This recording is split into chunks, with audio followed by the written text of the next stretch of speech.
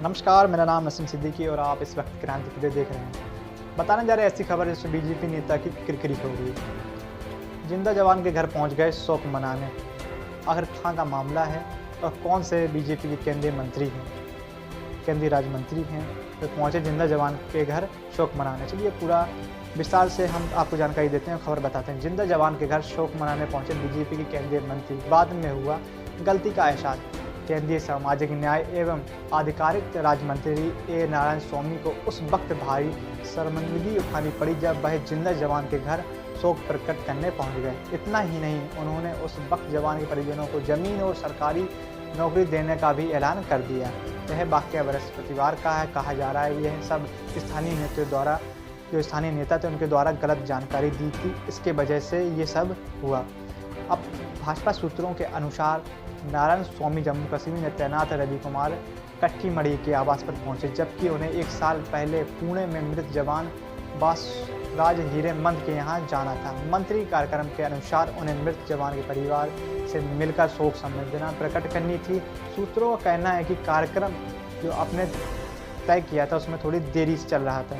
नारायण स्वामी सांसद शिव कुमार उदासी के साथ जब मूलागुड़ पहुंचे तो वहां स्थानीय नेता उन्हें कट्टीमढ़ी के घर ले गए। परिजनों से मुलाकात के दौरान उन्हें सरकारी नौकरी देने और जमीन देने का भी ऐलान कर दिया है। इसमें परिजन भ्रम में आ गए और भौचक्का रह गए।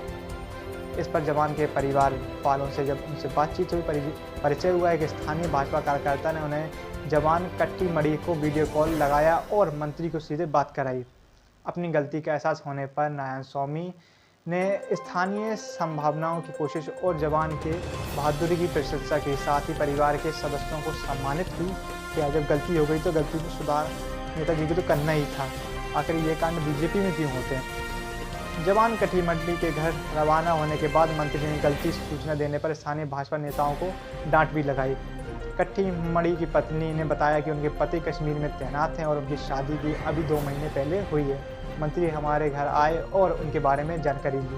इसमें हमें कुछ भ्रम हुआ, लेकिन पड़ोसियों ने जब कहा कि वे शायद सीमा इलाकाओं में तैनात जवानों को सम्मान के लिए यहाँ आए हैं, जब उन्होंने नौकरी और ज़मीन देने का आश्वासन दिया तो मुझे लगा कि उन्हें गलतफहमी हुई है या गलत उन्हें जानकारी मिली है, उनकी पत्नी द्वारा जानकारी दी गई है। तो और उन्होंने मंत्री से कहा कि मेरे पति कश्मीर में तैनात हैं। जब उन्होंने उनसे बात कराने कहा तो उन्होंने बात कराई तो वो भी हैरान रह गए। उन्होंने कहा कि मंत्री की बातों को सुनकर पूरा परिवार तनाव में आ गया था।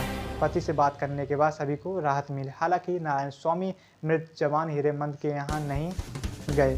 हीरेमंद की मां ने कहा कि हमारे यहाँ कोई नहीं आया। कहा जा रहा है कि मंत्री जिंदा जवान के घर चले गए। बेटे को याद कर उनकी आंखों में आंसू आ गए। उन्होंने कहा कि ये केवल अपने बेटे को वापस चाहते हैं। तो बने रहिए हमारे साथ इस तरह क्रांति। नमस्कार, मेरा नाम नसीम सिद्दीकी और आप क्रांति टुडे देख रहे हैं। हर पल कुछ खास, हर पल कुछ नया। जब अस्पताल में पिता का सब छोड़कर भागा बेटा, बेटी ने किया अंतिम संस्कार। आखिर क्या वजह रही जो बेटा सब छोड़कर भागा? क्या मजबूरी रही जो बेटी को अंतिम संस्कार करने पड़ा? ये जो खबर है जरूर देने वाली है। चलिए विस्तार से खबर बताते हैं, उसके बाद ही आपको समझ में आएगा आखिर क्या वजह रही थी जो सब छोड़कर भागा बेटा। रायबरेली से खबर है, जिला अस्पताल में भर्ती मरीज की मौत हो गई। ये जानकारी मिलते ही उसका बेटा वहां से चला गया। कई बार फ़ोन करने के बाद भी वह नहीं आया। शाम को बेटी और दामाद आए जरूर, लेकिन उनके पास अंतिम संस्कार के लिए रुपए नहीं थे। चिकित्सा व अस्पताल के कर्मचारियों ने चंदा एकत्रित किए और उनकी मदद की।